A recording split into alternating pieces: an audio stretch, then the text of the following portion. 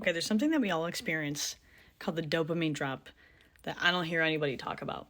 And basically, it's the chemical and physiological experience of disappointment.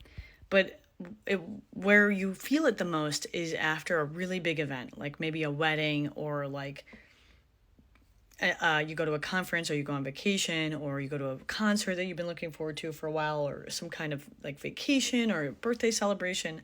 And afterwards, it gets real quiet, really quiet. And you have no, it's not to be, you know, go to a dark place, but it's like after a funeral when you come home and you close the door behind you, it's not a good feeling. It's because two things. One, it's obviously like the experience was heightened in senses and interactions and people. Like there was a lot of like sensory input happening, and so that's coming down. Also, there's a part of your brain called the anterior cingulate cortex, and what it does is it's in charge of essentially building a mental model of reality. It's a map of like what we think life is. And when we go to this event, it's like, oh, we think this is what life is: intense, loud, fun, whatever, stimulating, enjoyable. And then we come back to life and it's like none of those things. And so what we do in that space like really tells a lot about the kind of person that we will evolve to be in, and like it really influences our finances.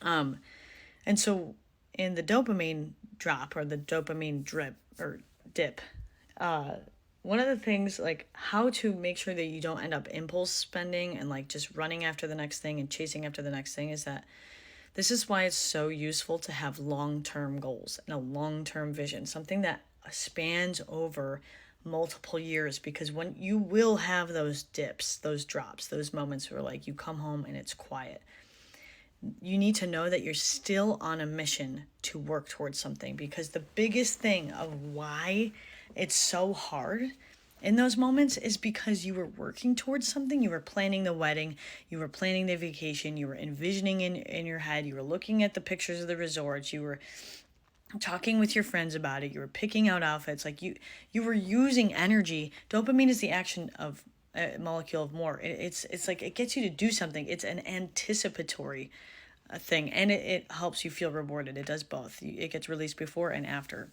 something happens. And so when you receive the reward, it goes down. And so you need almost like anticipation of the next thing. And so when you have a long-term goal that weaves throughout everything that you do, the vacations that you go on, the like conferences you go to, the concerts you attend, whatever, and when you come home, then you know I'm still on a mission towards something. I'm still doing something, okay?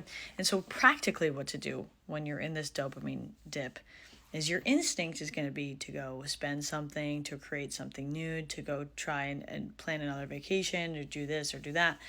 But the best thing that you can actually do in these moments is to do something quiet and contemplative, like journaling, meditating, praying, being in nature, like just letting the dust settle, letting your reticular activation system filter through all the information. And the reason that this is so important is because the sign of a healthy nervous system is not one that isn't triggered ever. It's the one that can come down from stress. It's actually called our HRV, heart rate variability. The bigger the number is for your heart rate variability, the healthier your nervous system is, because the job of your nervous system is to be able to come down from something. It's like if you skip the cool down in a workout, you actually lose all the benefits of but you lose a lot of the benefits of the workout because your nervous system can't come down and integrate and literally heal and restore your body, which is what makes you stronger. It's the healing and the restoration. And so if you have a hard time during this period of time, like coming down, what you want to do is you want to engineer and plan moments of quiet that work for you.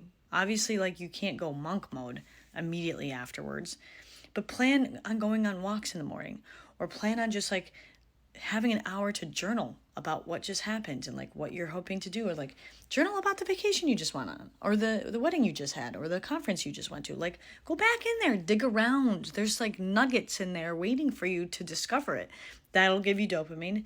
That'll help you like reintegrate everything that you just went through, and it'll help your nervous system feel stable, safe, and calm when things dip, because that's life. It goes like this.